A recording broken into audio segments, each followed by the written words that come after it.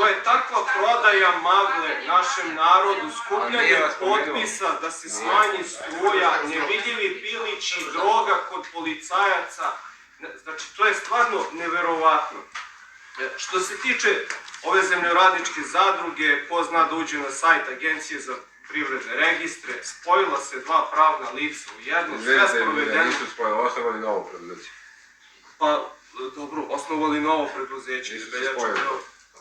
Sve sprovedeno u, pazite, Agenciji za privredne registre. Svako može da uđe da vidi i akte koji su tako donošeni u toku tog postupka i sada oni prodaju jedan deo svoje imovine. Zamislite kad bi vas neko napao što prodajete svoju zemlju, svoj auto, svoju kuću, svoju stan, to vam dođe otprilike.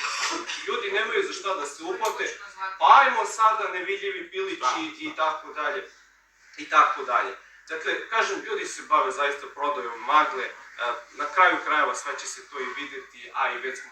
Ja sam ja lično ja sam držala taj štanc, ne znam u kome ste govorili. Pa dobro, ja to ne znam da ste vi držali štanc. Kaže, poslovno bi trebalo lično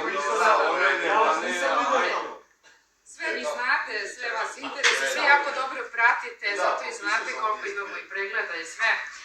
Što se tiče tog umanjenja magičnog računa za struju, niko nije tvrdio da će on magično se smanjiti. Vi jako dobro znate čemu služe građanske akcije, peticije i zbog čega građani koji nemaju više poverenja u institucije i u vlast da će rešiti njihove probleme, a narod je u ozbiljno teškom finansijskom položaju, za razliku od vas koji ste na vlasti. Vi možda ne osjećate njihove probleme, ali očigledno je nezadovoljstvo na nivou cele države računima za struju, kojima se bave kriminalne organizacije kriminalaca, koji su povezane sa vašom naprednom vlašću, koji se bave očitavanjem brojila i zbog čega građani cele naše zemlje, ne samo opština Kovačica, plaćaju višestruko uvećane račune za struju. Mi želimo da ukažemo na to građanima, imamo puno pravo da izađemo u narod i da im ukažemo na te nepravilnosti i zloupotrebe i činjenicu da ne moraju da plaćaju toliko uvećane račune za struju, već da utičemo tom peticijom na nivou cele zemlje, kada skupimo dovoljan broj potpisa, da to naši narodni poslanici u parlamentu iznesu kao inicijativu i kao predlog da se ti računi smanje. Nije istina da takve inicijative nemaju efekta. Ako se sećate, baš prošle godine u ovo vreme smo skupljali peticiju protiv izgradnje deponije koja je planirana na ulazu u Debeljaču. Inicijativom građana, to nije deponija, pretovarna stanica, kako god je vi zvali, narod nije to hteo. Činjenica je i poenta ove moje priče je da smo mi organizovanom akcijom izašli među građane, prikupili dovoljno potpisa, dovoljno da vas nateramo da odustanete od te ideje koja nije bila korisna i od interesa za naš narod.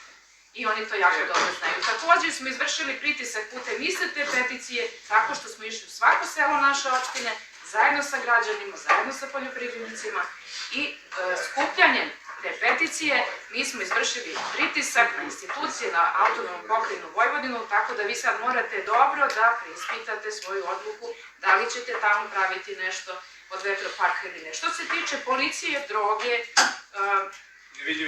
nevidljivih pilića, o tome ko će da nas vodi gospodin zamenik da vidimo, pa ćemo o tome dalje razgovarati. Što se tiče policije, iznali ste neistinu, mi nikada nismo dobili odgovor na naše pitanje. Šta se to dešava u našoj policiji?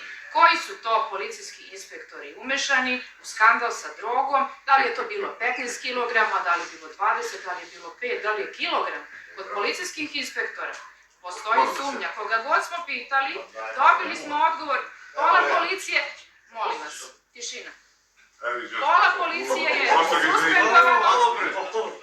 policije je suspendovano, a pola je na godišnjem odmoru ili na bolovanju. Znači, nigde nigde, pojela maca jezik, niko ne sme da pisne, odgovore nigde. Uputili smo zahtev nadležnim institucijama od kojih nismo dobili nikakav odgovor ni objašnjenje. Vi sad pričate kako je to sve jasno, pa naravno da nećete da izađete u javnost informacijom da vaši policijski inspektori diluju drogu. Kao što nećete jasno da kažete, kao što ministar policije nijednom nije izašao i da kaže otkud kriminalac u ubijen u restoranu nađen u buretu zaliven kiselinom i tako dalje. Znači, vi jako dobro znate kakvi su to sve skandali u koje je naša policija umešana i naravno da ne očekujemo od vas kao nekog ko štiti takav sistem, koga zapravo proizvodi, da vi o tome javno govorite. Ali naše je da to pomenu. Replika. Hvala. Ne, ne.